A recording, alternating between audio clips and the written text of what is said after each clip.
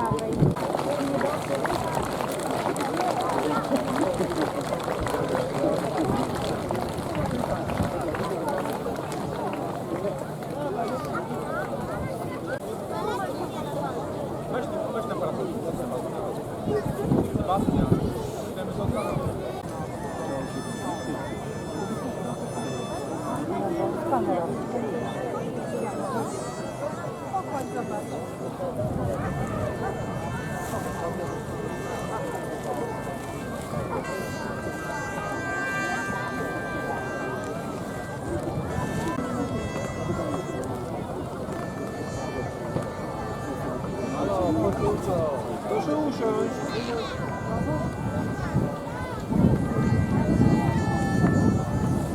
Akurat całe pole bitwy.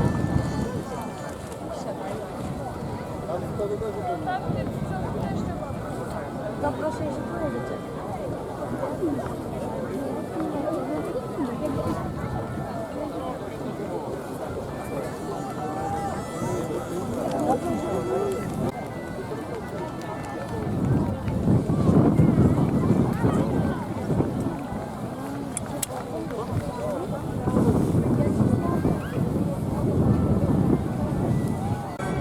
Zagarniali stada, palili wsie, nie szczędząc ni mężów, i niewiast, i dzieci. Czego nie mogli zabrać, niszczyli, wokół pozostawiając jedno pogorzewiska i śmierć.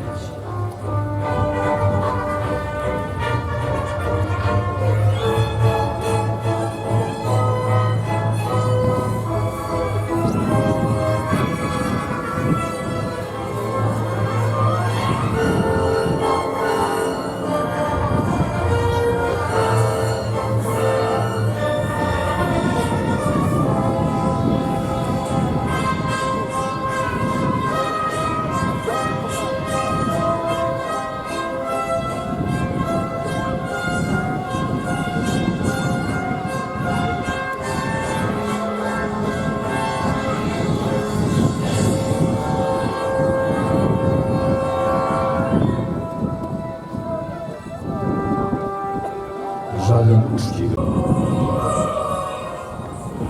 Z okrzykiem wici ciskali pod nogi rycerzy coś na kształt laski. Rózgi splecionej z łozy i wierzbiny i mknęli dalej. Twarze rycerzy stawały się groźne, ale i uroczyste zarazem. Wojna. Wreszcie Bóg dał. Wojna. I taka, jakaśmy przedtem nie widzieli. Dość wrogi z czatowni na 4 strony świata, a inni niech skoczą na wsie po sołtysów.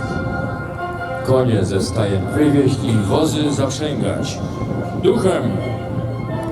Nie były trudne, gdyż wszystko z dawna było gotowe. Ludzie, wozy, konie, broń, zbroje, zapasy. Tylko siadać i jechać.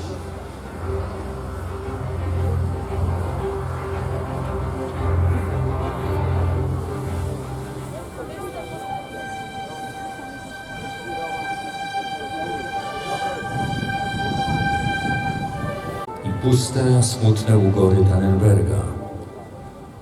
Nieprzyjaciela z wyniosłości łatwo było dostrzec.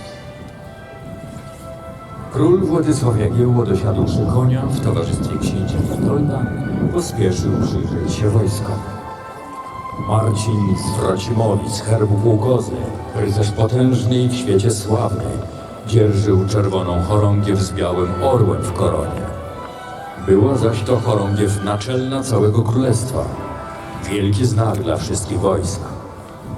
Króla witały chówce nadworne. Jeden mając nad sobą podwójny krzyż litewski, drugi pod pogonią. Dalej Mazowsze księcia Janusza i Ziemowita, Podole i ziemia Łęczycka i wiele innych z ziem całej Polszczy. Na prawym ze skrzydle stały witoldowe watachy, pod chorągwiami różnej barwy, ale z jednakim wyobrażeniem litewskiej pogoni i kolumnami Gedymina.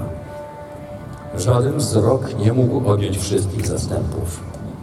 Ciągnęły się one bowiem wśród pól i lasów na szerokość przeszło mil niemieckiej.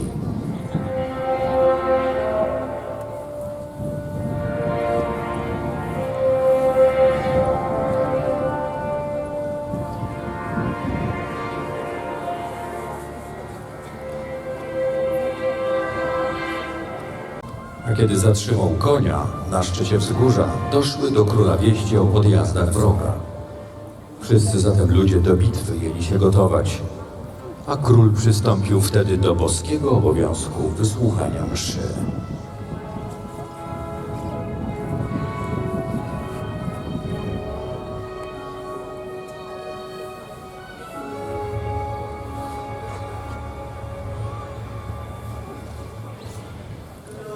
Jagiełło na modły się udał.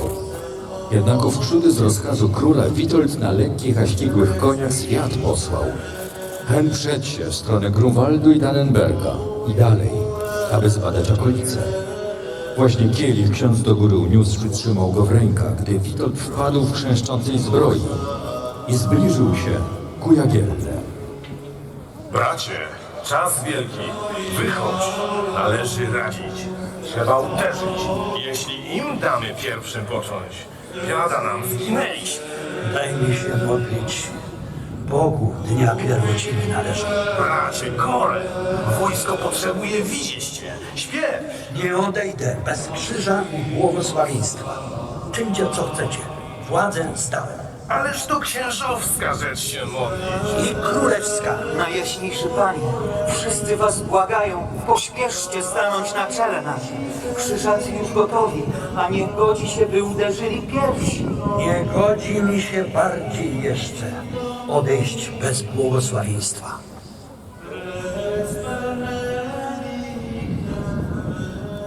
Jagiełło pochylony pił się w piersi, jakby z grzechów się spowiadał. Był jednak o dziwnie spokojny i pewny, że krzyżacy na modlących się nie uderzą. I to nie z trwogi przed Najświętszą Panienką, która ich patronką była. Obawa przed światem, przed papieżem ich powstrzymywała. Co rzekłby Ojciec Święty, gdyby zwiedział się, że na modlących uderzyli?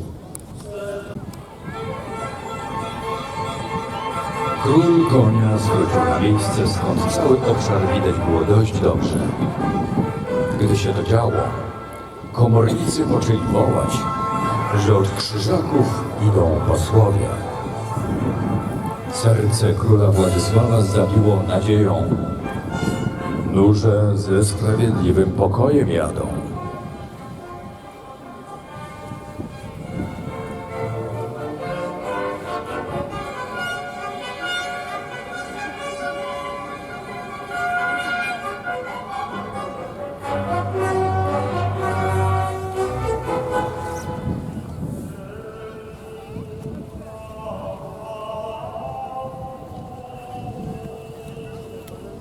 Najjaśniejszy królu, wielki mistrz pruski Ulryk, tobie i twemu bratu śle przez nas, heroldów swoich, te dwa oto miecze w pomoc do zbliżającej się walki, abyś opatrzony w nie żywiej wystąpił z ludem twym, nie ociągając się do boju.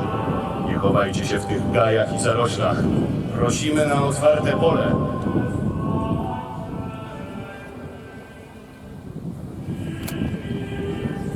Mistrz Ulryk kazał nam też oznajmić, panie, iż jeśli waszej królewskiej mości miejsca za szczupło dla rozpostarcia sił swoich, Gotów wielki mistrz ustąpić Nietopola, byle walkę przyspieszyć.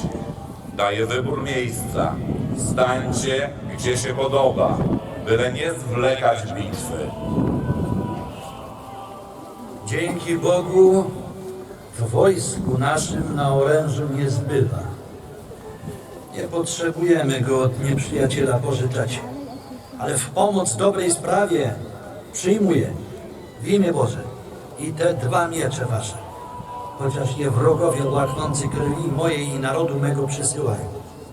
Do tego Boga sprawiedliwego, który dumnych upokarza, do marni matki jego, ucieknę się z prośbą i modlitwą, aby na wrogów mych, którzy niczym się ubłagać nie dają, ani do pokoju nakłonić, gniew swój obrócili. Wyboru miejsca i pola do bitwy nie żądam, ale jak na chrześcijanina przystoi, Bogu polecam. Co Bóg naznaczy, przyjmuję. Zuchwalstwo wasze ukaże. On na tym polu, na którym stoimy, zetrze potęgę zakonu i upokorzy jego dumę. Pomoże Bóg. Wszyscy do obozu wytrąbić hasło w imię Boże.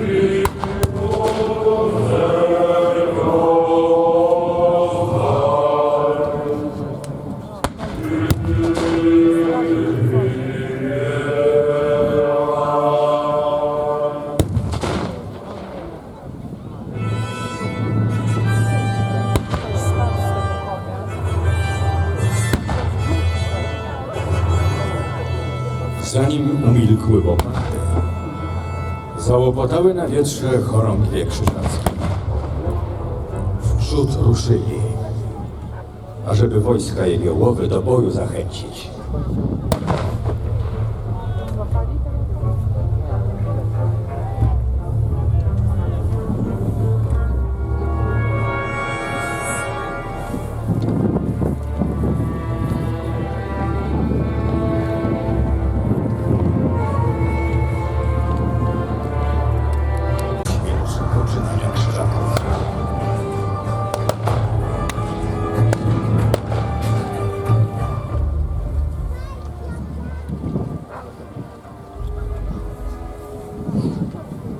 Jednakoż wojska witoldowe, wytrzymać nie mogąc, wprzód ruszyły. Pomimo że starszyzna próbował ich powstrzymać, czekając na znak od samego króla. Witoldowi, dobywając broni, parli z krzykiem okropnym przeciw artylerii krzyżaków. Widok przybliżających się szeregów krzyżackich wzmagał chęć odpłacenia krzywd, niezabliźnionych ran odwiecznemu wrogowi. Krzyżacy wnet zostali odrzuceni od działu. na bez mała staje.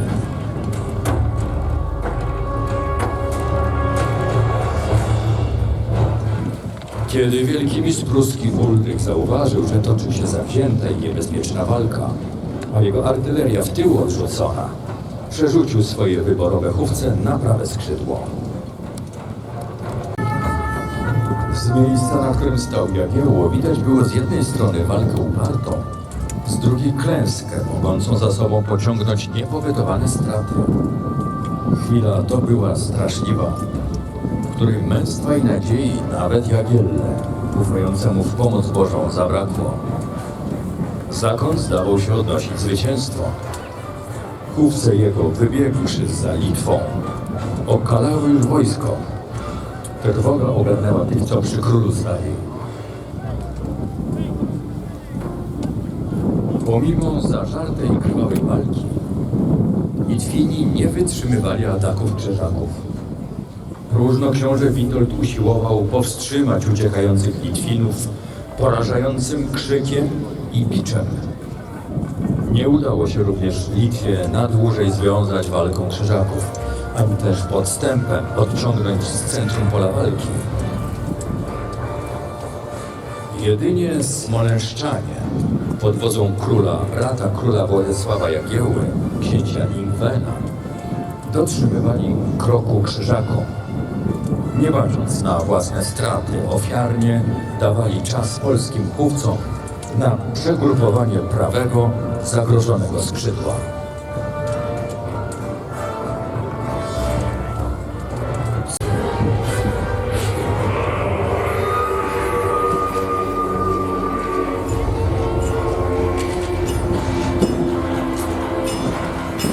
Chorągwie, jak skała stoczona z góry, spadając, coraz większego pędu nabiera.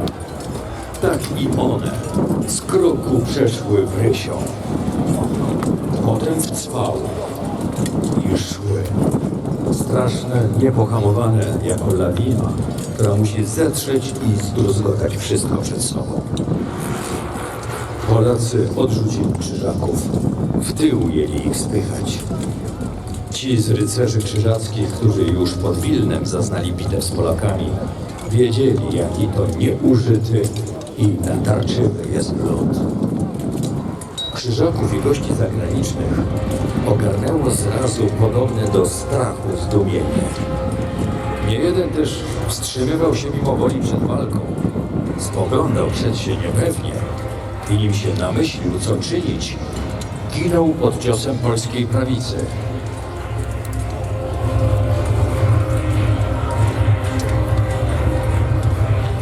W tej chwili szeregi wojsk przymierzonych czekały. Nowe chorągwie korony w bój ruszyły. Nie takiej siły i hartu ducha Krzyżacy się spodziewali. Wojsko polsko-litewskie z zaciekłością i nienawiścią parło do przodu. Jeszcze łucznicy marsz ów zatrzymać chcieli. Raz po raz zasypywali strzałami ze swych łuków nacierających wojów. Jednak rycerze nie ugięli się pod gradem strzału. Widok przybliżających się szeregów krzyżackich wzmagał chęć odpłacenia krzywd, niezabliwionych ran odwiecznemu wrogowi.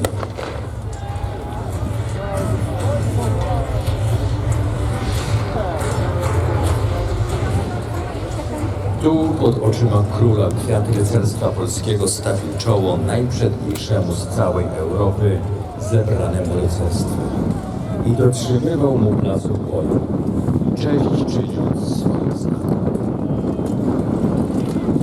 Równie jak grad sypie się niemiłosiernie z miedzianej chmury jak łan żyta, tak gęsto sypały się ciosy okrutne i biły miecze, biły pokrze, biły bez tchu i miłosierdzia. Dźwięczały jak w kuźniach żelazne blachy. Śmierć gasiła niby wicher żywoty, jęki rwały się z piersi. Gasły oczy, a zbierały młodzieńcze głowy, pogrążały się w noc wiekuistą. Okropne i odezwały się głuche grzmoty, jakby sam Bóg chciał mieszać się między walczących.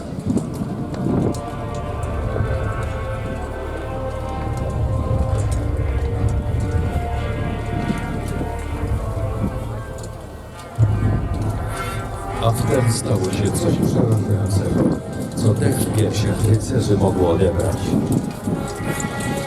Oto krzyżacy zaatakowali chorążego Marcina z Rocimowic, trzymającego wielką, świętą dla wszystkich wojsk chorągiew krakowską z orłem w koronie.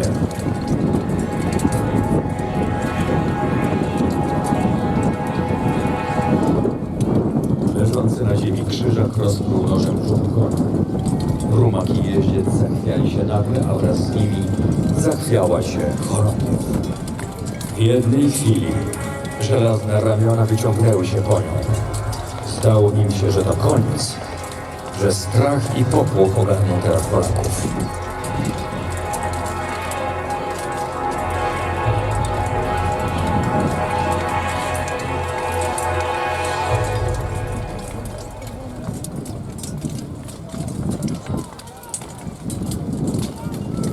Ale oto właśnie czekał ich straszny i krwawy zawód. Polacy rzucili się jak lwy rozżarte. Burza rozpętała się koło chorągwi. To był jednym zmasowanym atakiem rozstrzygnąć losy bitwy na swoją korzyść. Miał przy swoim boku 16 wypoczętych chorągwi.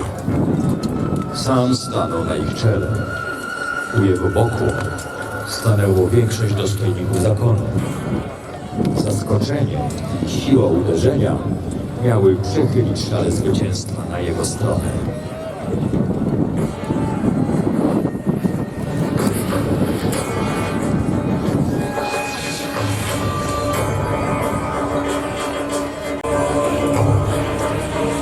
Wielki mistrz pruski Ulrich von Jülgingen, nie chcąc wyjść z uderzenia, ponowny atak nakazał. Zatoczył koło z chorągwiami, skutkiem czego jego wyborowe chorągwie znalazły się nieopodal miejsca, w którym stał Władysław Jagiełło. Spostrzeżono wraz niebezpieczeństwo, ale nie było czasu się cofać. Zwinięto je znak królewski, a straż królewska murem wysunęła się naprzód, aby pana piersiami zasłonić. Widok krzyżaków z dreszczem mógł przejąć najodważniejsze serca. Był to bowiem sam kwiat i wybór rycerstwa. Sam wielki mistrz jechał przed nimi w białym, szerokim płaszczu.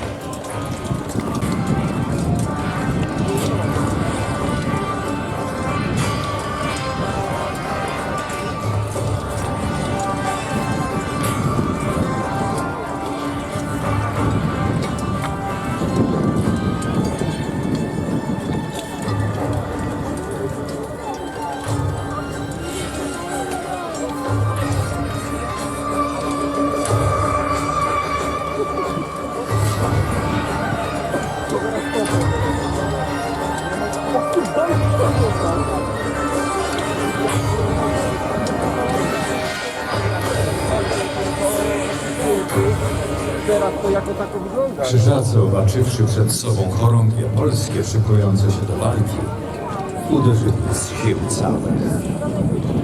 Wbili się w polskie chówce, w tył chcąc rozbić polską potęgę.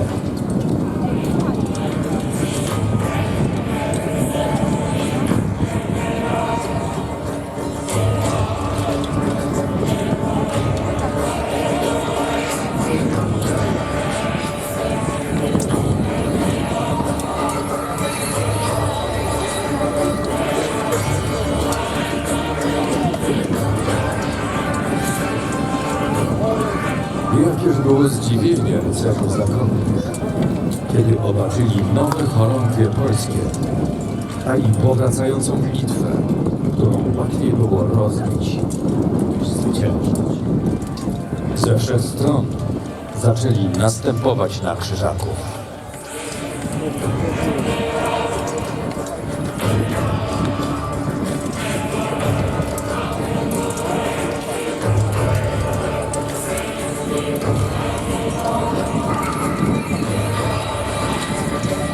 Królewski ich opasał, jak wąż opasuje ciało byka i zacieśniał się coraz bardziej. Koniec zdawał się coraz bliższy.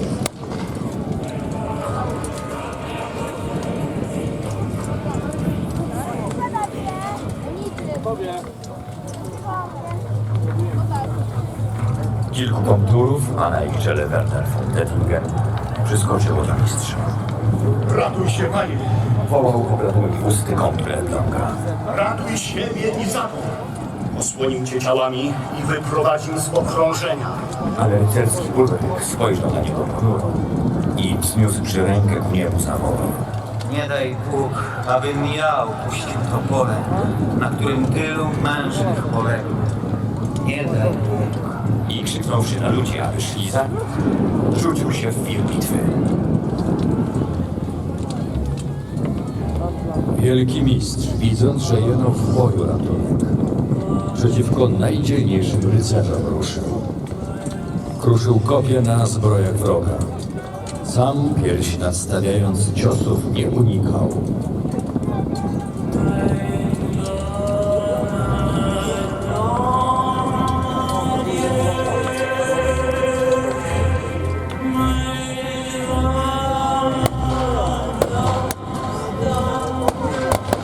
Ulrych, ranion dwukrotnie, zwalił się jak dom na ziemię.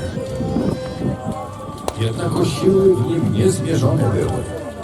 Zdawać by się mogło, iż to Najświętsza Panienka pieczę nad nim miała. Wtedy powstał, do boju podrywając pozostałych się braci.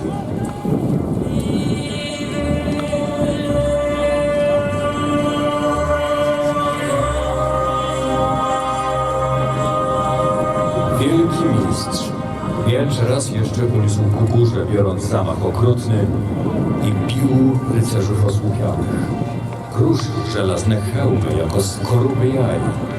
Bił sam jeden z całej gromady. Znać strwożenie rycerzy, w których nie ducha bojowego zbrakło, jeno obawy przed podniesieniem uzbrojonej ręki na święte relikwie, które na piersi wielkiego mistrza widniały. Przeciwny ten taniec przerwali Litwini, w których wiara chrześcijańska świeżo jeszcze była i za nic mieli relikwii i obyczaje. Kiedy mistrz Ulrych na ziemię upadał, płaszcz jego zdawał się być czerwienią, a nie bielą naznaczał.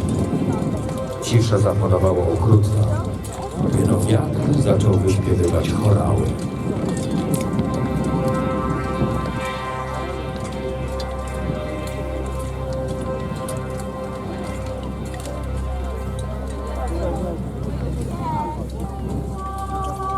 Dzień to był dla zakonu i dla wszystkiego zachodniego rycerstwa największej i klęski, ale i chwały.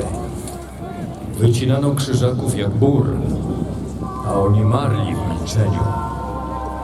Posępni, ogromni, nieustraszeni.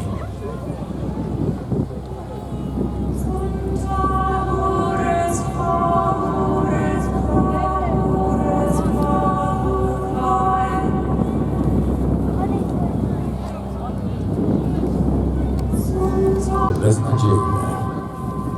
Zamknięci w potrzasku krzyżacy trwali w zażartym boju, ponosząc coraz większe straty. Bitwa zamieniała się w rzeź. Rozpadające się chorągwie rzuciły się do ucieczki, chcąc schronić się w obozie. W taborach chcieli zorganizować obronę i czekać walki.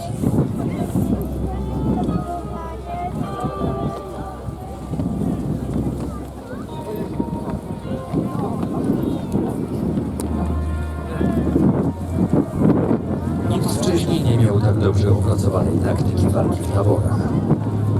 Krzyżacy doświadczenie zdobywali podczas wypraw wojennych na Litwę, gdzie wozy taborowe nie tylko służyły jako transport, ale były też mobilnym grodem, twierdzą.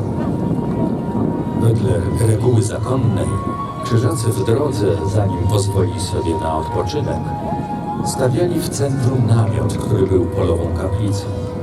Naokoło kaplicy tworzyli majdan, w którym bezpieczne były konie.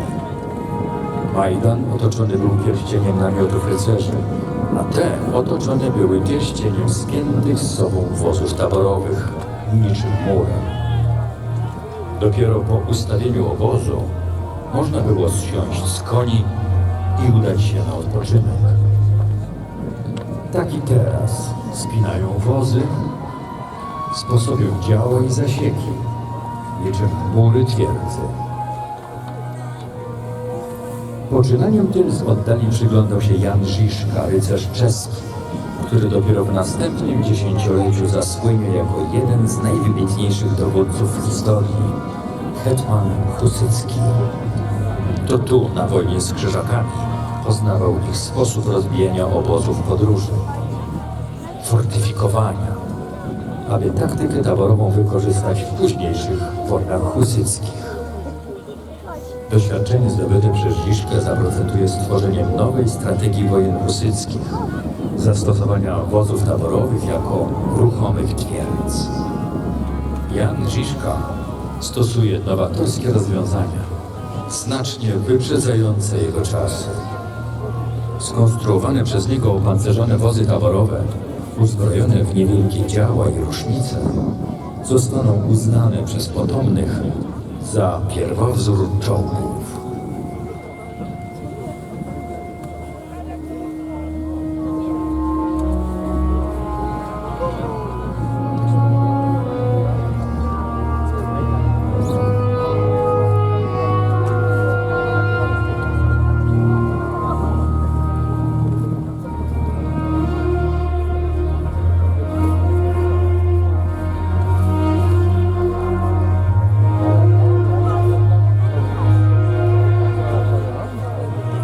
Liczni rycerze krzyżaccy, którzy uszli z życiem z pola bitwy, widząc, że ucieczką w żaden sposób nie zdołają ujść śmierci, utworzyli z wozów jakoby wał i broniąc się żywota postanowili dokonać.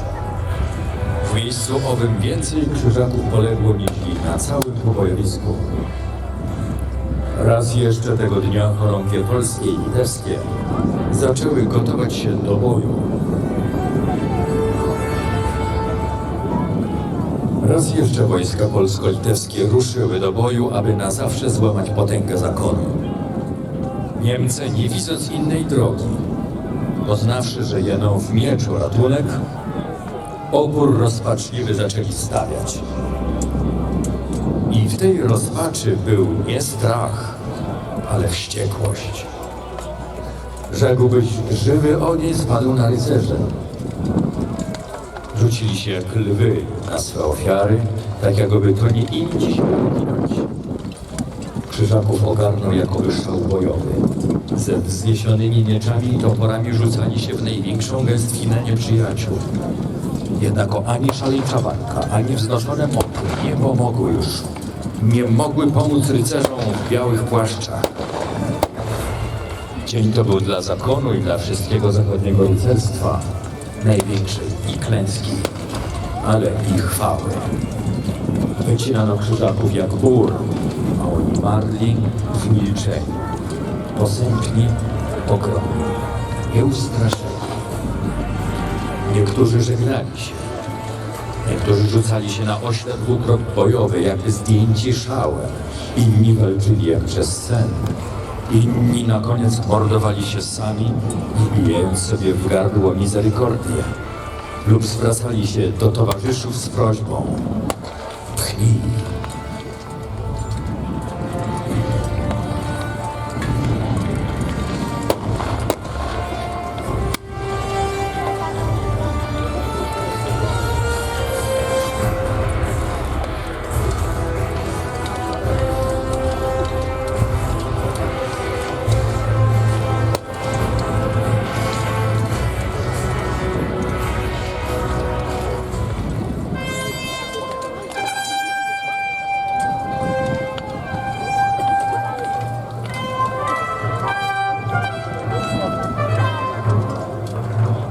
Wiele bywało w owych czasach na świecie bitew i spotkań, ale nikt z żywych ludzi nie pamiętał tak straszliwego pogromu. Padł pod stopami wielkiego króla nie tylko zakon krzyżacki, ale i całe Niemcy, które najświetniejszym rycerstwem wspomagały oną przednią straż teutońską, wżerającą się coraz głębiej w ciało słowiańskie.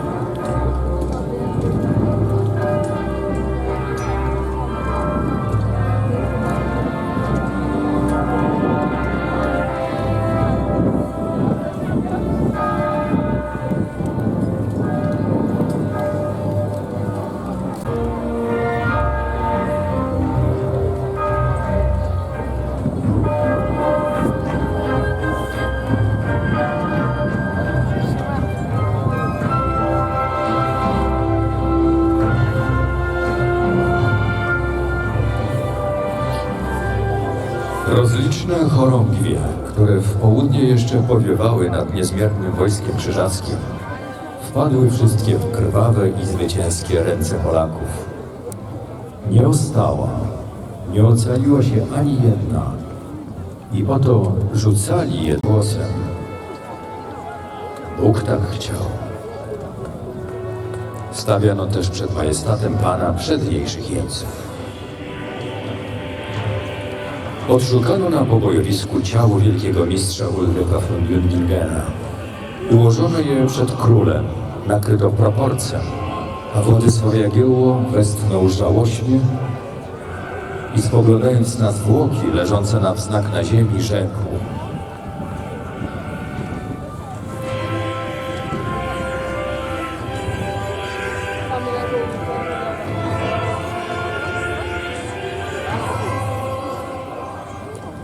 oto jest ten, który jeszcze dziś rano mniemał się być wyższym nad wszystkie mocarze świata. Po czym łzy poczęły mu spływać jak perły w okoliczkach i po chwili ozwał się znowu. Ale że śmiercią walecznych poległ, przeto sławić będziemy jego męstwo i godnym chrześcijańskim uczcimy go pogrzebem. Takoż zaraz wydał rozkaz, by ciało obmyto starannie w jeziorze, by przybrano je w piękne szaty i przysłoniono zakonnym płaszczem, nim trumna będzie gotowa. Na wzgórzu koło króla z Altanenbergiem cała armia krzyżacka przestała istnieć. Zakon krzyżacki leżał oto pokotem u stóp króla, ale i cała potęga niemiecka zalewająca dotychczas jak fala nieszczęsne krainy słowiańskie rozbiła się w tym dniu odkupienia o piersi polskie. Więc Tobie, wielka święta przyszłości, i Tobie, krwi ofiarna, niech będzie chwała i cześć po wszystkie czasy.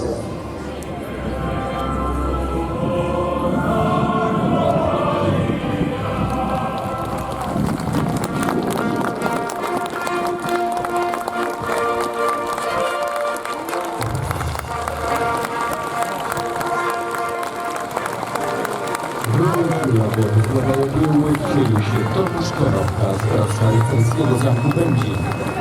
W rolę wielkiego mistrza zakonu krzyżackiego Ulryka von Lüdingena Jarosław Struczyński z Gniewa. W rolę Jana Długosza wcielił się Cezary Iczyna, aktor teatru imienia Stefana Jaracza w Olsztynie.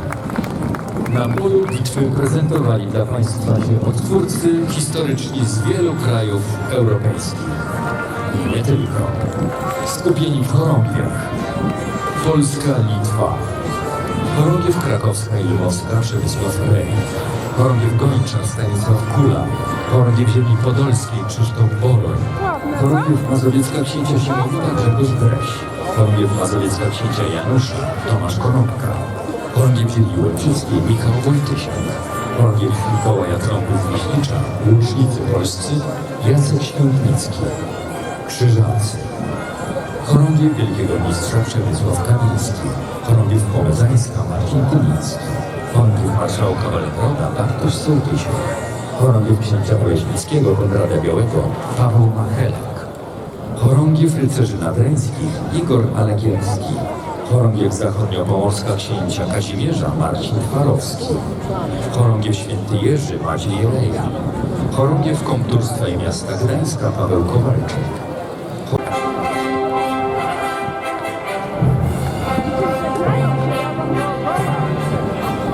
Brawa dla rycerzy!